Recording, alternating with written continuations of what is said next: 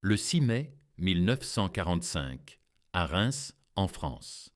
Une journée morne, grise et pluvieuse. Dans une modeste école en briques rouges, le destin du monde se jouait. C'était le quartier général suprême des forces expéditionnaires alliées, le CHF. À l'extérieur, les rues étaient gardées par des policiers militaires. À l'intérieur, l'atmosphère était saturée de fumée de cigarettes et d'une tension palpable. Des généraux américains, britanniques, russes et français patientaient. Ils consultaient leurs montres. Ils sirotaient un café infect. Ils attendaient. Soudain, une voiture s'arrêta et en descendit un homme qui incarnait le méchant prussien idéal. Le colonel général Alfred Jodl, chef des opérations du haut commandement allemand, l'homme de main d'Hitler pendant 6 ans. Celui qui avait contresigné les ordres de bombarder Londres, d'envahir la Russie, d'exécuter des commandos. Il entra dans l'école, la tête haute. Il portait son monocle. Son uniforme était impeccable. Sa croix de fer pendait à son cou. Il avançait avec l'arrogance d'un homme convaincu de sa supériorité. Il s'attendait à être reçu en gentleman. Il comptait rencontrer son égal, le commandant suprême, le général Dwight D. Eisenhower. Il imaginait s'asseoir, déguster du brandy et négocier une paix entre soldats. Il se trompait lourdement. Eisenhower était dans son bureau, un peu plus loin, dans le couloir. Il vit arriver Jodl, mais ne se leva pas. Il ne sortit pas pour l'accueillir. Au contraire, il se tourna vers son aide de camp et lança un ordre qui pulvérisa l'ego allemand. « Je ne le verrai pas, je ne lui parlerai pas, et je ne lui serrerai pas la main. Dites-lui qu'il est là pour signer, pas pour discuter. » Pendant les 24 heures suivantes, le général Jodl resta en sueur. On le traita non comme un dignitaire, mais comme un criminel, et quand il tenta de faire des manœuvres. Eisenhower répliqua par une menace si impitoyable qu'elle contraignit les Allemands à se soumettre. Voici la véritable histoire de la capitulation allemande. C'est le récit de la dernière tentative des nazis pour duper les Alliés et de la manière dont Eisenhower employa le silence, la colère et un stylo plume pour anéantir le Troisième Reich à jamais. Pour saisir l'arrogance du général Jodl, il faut examiner la situation en Allemagne. Adolf Hitler était mort. Il s'était suicidé dans son bunker le 30 avril. Mais le régime nazi ne disparut pas avec lui. Il se transforma. Hitler avait désigné le grand amiral Karl Dönitz comme successeur. Dönitz se trouvait à Flensburg, près de la frontière danoise. Il constitua un nouveau gouvernement. Il croyait encore que l'Allemagne disposait d'un levier. Il pensait pouvoir conclure un arrangement. Le plan de Dönitz était clair. Diviser les Alliés. Il souhaitait capituler face aux Américains et aux Britanniques à l'ouest, tout en poursuivant le combat contre les Russes à l'est. Il espérait que les Américains l'aident à préserver l'armée allemande de la vengeance stalinienne. Il appela le général Alfred Jodl. « Allez voir Eisenhower, discutez avec lui, retard la reddition, gagnez-nous du temps. Chaque jour de pourparlers nous permet de repositionner plus de troupes à l'ouest. » Jodl accepta. Il fit ses valises. Il se voyait partir en mission diplomatique. Il estimait pouvoir berner le cow-boy américain qu'était Eisenhower.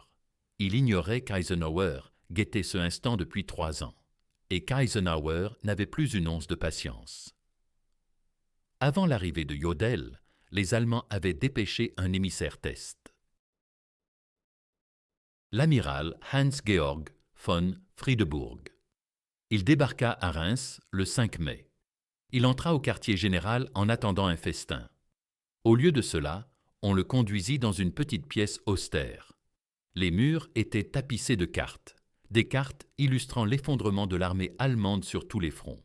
Il fut accueilli par le chef d'état-major d'Eisenhower, le général Walter Bedell Smith. Beetle Smith passait pour le bras armé d'Eisenhower. Il avait le caractère emporté. Il souffrait d'un ulcère et détestait les nazis. Friedeburg tenta un discours. « Nous désirons nous rendre pour les forces du Nord, déclara-t-il, mais nous devons continuer à combattre les Russes. Bedell Smith le dévisagea. Non, nous n'accepterons qu'une capitulation inconditionnelle sur tous les fronts, Est et Ouest, en même temps. Friedeburg protesta. Mais les Russes sont des barbares. Vous ne pouvez pas nous obliger à nous rendre à eux. Smith désigna la carte. Regardez votre position, amiral. Il ne vous reste plus d'armée, seulement des fantômes. Friedeburg s'effondra. Il se mit à pleurer. Il affirma ne pas avoir le pouvoir de signer une reddition totale. Il n'était qu'un messager. Smith comprit que cet homme était inopérant. Il lui ordonna « Prenez la radio. Dites à Dönitz d'envoyer quelqu'un qui puisse vraiment signer et qu'il se dépêche. » Le 6 mai, en fin d'après-midi, la voiture arriva. Le général Jodl en sortit. Il différait de Friedeburg. Il ne pleurait pas. Il balaya du regard le quartier général américain avec mépris. Il était le cerveau de l'armée allemande. Il se persuadait de pouvoir s'en sortir par la parole. On l'escorta dans la salle de guerre. C'était une vaste pièce, autrefois une salle de classe. Reims était une école. Au centre trônait une grande table de ping-pong recouverte d'une nappe verte. Ce serait la table de la capitulation. Jodl observa les lieux. « Où est le général Eisenhower ?» demanda-t-il. L'officier américain répondit « Le général Eisenhower n'est pas présent. Vous traiterez avec le général Smith. » Jodl se sentit offensé. Il était colonel général. Il surpassait Smith en grade. Il insista pour rencontrer le commandant suprême. Sa demande fut rejetée. Eisenhower demeurait cloîtré dans son bureau privé, porte close. Il refusait de partager le même air que ce général nazi avant que la guerre ne soit formellement achevée. C'était une insulte mesurée. Elle signifiait à Jodl « quote 0 ». Les pourparlers s'engagèrent, ou plus précisément, la dispute éclata. Jodl prit place à la table. Il abattit ses atouts. « Nous acceptons de capituler face à l'Occident, déclara-t-il. Mais nous ne pouvons contraindre nos unités à l'Est à cesser le combat. Elles tremblent devant l'armée rouge. Si nous leur ordonnons de se rendre, elles se révolteront. » Il suggéra une reddition échelonnée. « Permettez-nous de nous soumettre aux Américains dès à présent, mais accordez-nous 48 heures pour repositionner nos troupes hors de Russie. » C'était une ruse. Jodl comptait profiter de ce délai pour préserver les divisions blindées et leur permettre de reprendre le combat ultérieurement. Il visait à semer la discorde entre les États-Unis et la Russie. Bedell Smith regagna le bureau d'Eisenhower. Il rapporta à Ike les propos de Jodl. Eisenhower arpentait la pièce, cigarette au bec. Il décelait parfaitement la manœuvre de Jodl. Il savait que les Allemands gagnaient du temps. Eisenhower s'immobilisa. Il fixa Smith. Son visage rougissait de fureur. Il prononça l'ordre qui mit fin à la partie. Smith revint dans la salle des opérations. Il ne s'assit pas. Il se posta au-dessus de Jodl. Il transmit le message d'Eisenhower. Le général Eisenhower refuse catégoriquement. Pas de sursis, pas d'étape, pas de compromis. Jodl tenta d'intervenir. Mais le général Smith frappa du plat de la main sur la table. « Écoutez-moi, le commandant suprême a décidé. Vous signerez la capitulation inconditionnelle sur le champ. Si vous refusez, il ordonnera la fermeture des lignes alliées. » Jodl se figea. Fermeture. « Exactement, » affirma Smith. « Nous bouclerons le front occidental. Aucun soldat allemand ne franchira nos positions. Nous les repousserons. Nous les abandonnerons aux Russes. Puis le coup de grâce, et nous cesserons d'accueillir les réfugiés allemands. » C'était l'échec et mat. Des millions de civils allemands fuyaient vers l'ouest. Si Eisenhower scellait la frontière, il se retrouverait coincé entre Américains et Soviétiques. Il serait massacré. Eisenhower déclarait en substance « Signez, ou je laisserai votre peuple périr. » Jodl blêmit. Il comprit que les Américains ne plaisantaient pas. La guerre en gentleman s'achevait. C'était la fin. Il demanda l'autorisation de radiotransmettre à l'amiral Dönitz. Il envoya un message codé. Eisenhower exige une capitulation totale et immédiate. Menace de fermeture des lignes. Aucune alternative. Demande d'autorisation pour signer. Les heures s'écoulèrent. La tension dans la pièce devint insoutenable. Les tasses de café s'accumulaient. Les cendriers débordaient. Enfin, à minuit, la réponse arriva.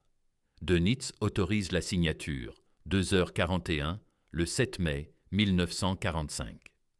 Les appareils photo furent installés. Les projecteurs s'allumèrent. Les journalistes grimpèrent sur des chaises pour mieux voir. Jodl s'installa à la table. À ses côtés, l'amiral von Friedeburg. En face, Bedell Smith pour Eisenhower, un général français, un général russe. Le document fut posé devant Jodl. Acte de capitulation militaire. Il était concis, limpide. Nous, sous-signés, capitulons inconditionnellement toutes nos forces. Jodl saisit un stylo. Sa main tremblait un peu. Il apposa sa signature, Alfred Jodl. Les autres signèrent à leur tour. L'opération ne dura que quelques minutes. La guerre en Europe, qui avait fait 60 millions de morts, s'éteignit d'un trait d'encre. Après avoir signé, Jodl reposa le stylo. Il se leva. Il rajusta sa tunique. Il observa les officiers alliés. Il désirait prononcer un mot. Il voulait avoir le dernier. Il s'exprima en anglais. « Général, par cette signature, le peuple allemand et les forces armées allemandes sont, bon gré mal gré, remis entre les mains du vainqueur. » Il marqua une pause. Il tenta d'afficher de la compassion. Dans cette guerre qui a duré plus de 5 ans, les deux ont accompli et enduré plus que quiconque au monde. Il quémandait de la pitié. Il évoquait les souffrances allemandes. Il omettait les Juifs. Il ignorait les Polonais. Il taisait le Blitz. Il se tenait là, l'un des artisans de l'Holocauste, implorant de la sympathie. Un froid glacial envahit la salle. Nul ne lui répondit. Nul ne hocha la tête. Ils le fixèrent simplement de regards de pierre. Jodl saisit qu'il n'obtiendrait aucune clémence. Il porta une main à la visière en salut et pivota pour partir. Mais avant de quitter le bâtiment, on lui annonça « Le général Eisenhower vous recevra maintenant. » Jodl se redressa. Il se dit « Enfin, de soldat à soldat, il me respectera. » Il longea le couloir jusqu'au bureau d'Eisenhower. Il entra. Eisenhower se tenait derrière son bureau. Il semblait immense. Il ne sourit pas. Il n'invita pas à s'asseoir. Et surtout, il n'offrit pas sa main. Pour un officier allemand, une poignée de main vaut tout. Elle symbolise l'honneur, le respect réciproque. En s'y refusant, Eisenhower affirmait. Eisenhower prit la parole. Sa voix était glaciale. « Général Jodl, comprenez-vous les conditions de cette capitulation ?» Jodl acquiesça. « Jodl, comprenez-vous que toutes les forces allemandes doivent cesser le feu sur le champ et que toute infraction sera sévèrement sanctionnée ?» Jawohl. Eisenhower le fixa longuement, sans ciller. C'est tout. C'était un renvoi brutal, comme on congédie un domestique. Jodl resta figé sur place, abasourdi. Il présenta à nouveau les honneurs. Eisenhower ne lui rendit pas l'appareil tout de suite. Il attendit, délibérément. Puis il inclina à peine la tête. « Faites-le sortir. » Eisenhower fit signe aux gardes. Jodl quitta la pièce d'un pas lourd. Il paraissait anéanti. Toute son arrogance s'était évaporée. Il prenait conscience que, pour les Américains, il n'était plus un grand stratège, juste un vaincu. Une fois Jodl parti, l'atmosphère dans la salle se détendit enfin. L'entourage d'Eisenhower l'entoura, jubilant, se serrant la main, débouchant du champagne. Eisenhower ramassa les 2 stylos en or qu'il avait employés pour rédiger le communiqué de victoire. Il les brandit. Il en offrit un à Bedell Smith. Il en donna un autre au commandant britannique. Mais il réserva le signe C de la victoire, formé avec les stylos, au photographe. Un sourire illumina son visage. Le célèbre sourire d'Ike réapparaissait enfin. Il leva les 2 stylos en forme de V, victoire. Puis, il s'assit pour adresser le message officiel à Washington et à Londres. Son équipe avait préparé de longs discours lyriques. Les forces de la liberté ont vaincu la tyrannie. Et ainsi de suite. Eisenhower les parcourut. Il secoua la tête. Trop verbeux, murmura-t-il. Il saisit une feuille et traça le message le plus emblématique de la guerre. 5 mots seulement. La mission de cette force alliée est accomplie. 7 mai 1945. Sobre, authentique, percutant. Que devinrent les hommes présents dans cette pièce? L'amiral von Friedeburg, celui qui avait versé des larmes. 2 semaines plus tard, il ne supporta pas l'humiliation. Il s'enferma dans une salle de bain et avala du poison. Le général Alfred Jodl crut avoir conclu un arrangement honorable. Il s'imaginait rentrer chez lui pour une retraite paisible. Au lieu de cela, les Alliés l'arrêtèrent. Ils le jugèrent à Nuremberg, comme nous l'avons vu dans notre précédente vidéo. Ils l'accusèrent de crimes de guerre. Il fut pendu en 1946. L'homme qui avait paraphé la capitulation finit au bout d'une corde. Quant à Eisenhower, il accéda plus tard à la présidence des États-Unis. Celui qui avait refusé de serrer la main d'un nazi devint le guide du monde libre. La reddition de Reims dépassait le cadre d'une simple formalité juridique. C'était un acte moral, profond. En refusant de considérer Jodl comme un père, Eisenhower imposa le ton de l'après-guerre. Il affirma que les nazis n'étaient pas de simples adversaires perdant une partie. Ils étaient des criminels ayant violé les lois de l'humanité. En écartant cette poignée de main, Eisenhower purifia les mains des armées alliées. Il les maintint immaculées. C'était l'insulte suprême et la justice absolue. Eisenhower avait décliné tout signe de respect envers le général nazi. Certains estiment qu'il aurait dû se montrer plus diplomatique. La plupart affirment qu'il avait entièrement raison.